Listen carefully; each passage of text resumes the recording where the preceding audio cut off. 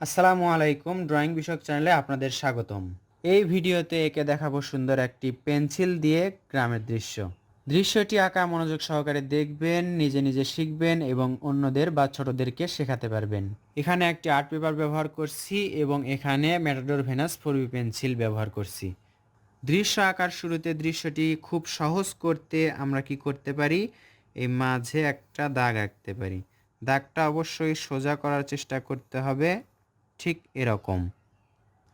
দৃশ্যটি আঁকতে প্রথমে আমরা এখানে একটি গাছ আঁকবো। গাছটা কিভাবে দেখুন, এভাবে একটি দাগ, এরপর এখান থেকে এভাবে একটি দাগ, এইদিকে আবার এভাবে দেখুন ডাল আলা একটি গাছ।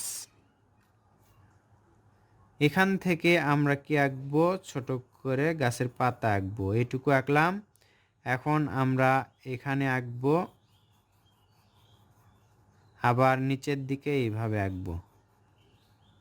এরপর এর ওপর দিয়ে এভাবে দিতে থাকলেই সুন্দর গাছ হয়ে যাবে। দয়া করে শেষ পর্যন্ত ভিডিওটি দেখবেন। আশা করছি এটা যে সহজ কৌশলে আপনাদেরকে বোঝাতে পারবো। এখন আমরা কি আঁকবো, এই পাশে অথবা এই পাশে একটি ঘর আঁকবো। দেখুন আপনার যে পাশে আঁকলে সুবিধা হয়, তবে চেষ্টা করবেন এভাবে সহজে আঁকার।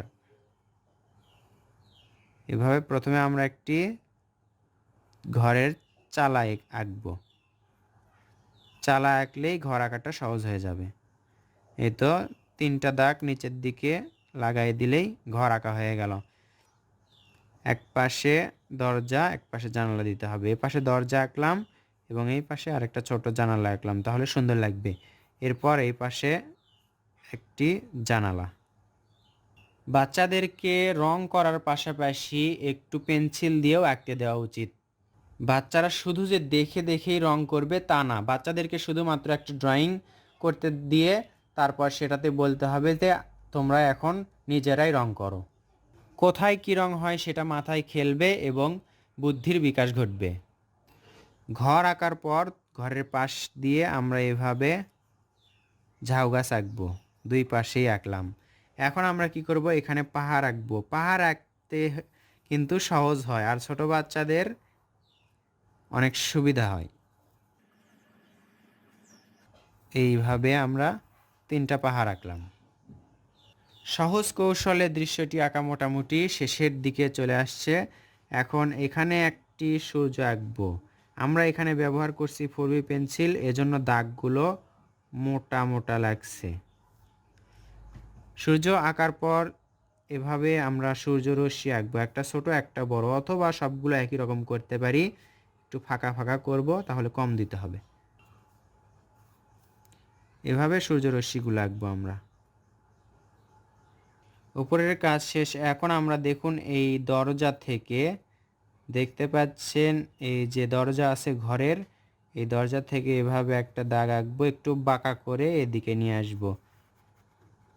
এক দাগ এবং এর পাশে আরেকটা দাগ দিলেই সুন্দর একটি রাস্তা হয়ে যাবে।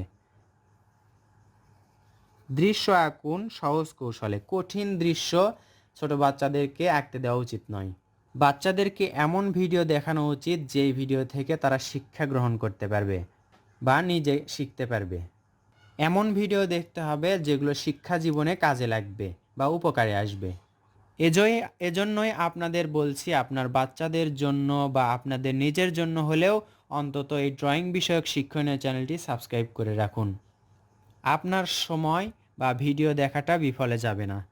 দেখুন এই দৃশ্যটা এখানেই শেষ করতে পারি, অথবা আমরা এইখানে ছোট ছোট ঝাউ গাছ আঁকতে পারি। এই পাশে যেমনটা আঁকলাম, এই পাশে একটু অন্যরকম করে আঁকছি আমরা, তাহলে দেখুন দৃশ্যটা সুন্দর লাগবে। এখন চাইলে আমরা আরেকটা কাজ করতে পারি, দৃশ্যটা আরও সুন্দর করে রাখতে পারি। সেটা কি, সেটা এখানে যদি আমরা একটা পুকুর আঁকি, পুকুর আঁকলে ছোট্ট পুকুর আরও সুন্দর লাগবে। দেখতে পাচ্ছেন এই পুকুরটা আঁকার মাধ্যমে এই ফাঁকা গ্যাপটা পূরণ হয়ে গেল এবং সুন্দর লাগলো। এই পুকুর আঁকাটা কিন্তু কঠিন না। এমন দৃশ্য শেখাবো না যেটা বাচ্চারা শিখতে পারবে না। এই পাশে একটি পুকুর আঁকলাম, চাইলে এভাবে পানিগুলো দিতে পারেন বোঝানোর সুবিধার্থে। এই দৃশ্যটি আঁকার পর বাচ্চাদেরকে বলা হবে যে তোমরা রং করো। তারা চেষ্টা করবে, শুরুতেই যে পারবে এমনটা না, তবে বলা উচিত যে তোমরা নিজেরাই করো। আশা করছি বাচ্চারা আস্তে আস্তে আঁকতে পারবে এবং ভালোভাবে শিখতে পারবে। ভিডিওটি ভালো লাগলে লাইক করবেন, কেমন লাগলো কমেন্ট করে জানাবেন। ধন্যবাদ সবাইকে। আসসালামু আলাইকুম।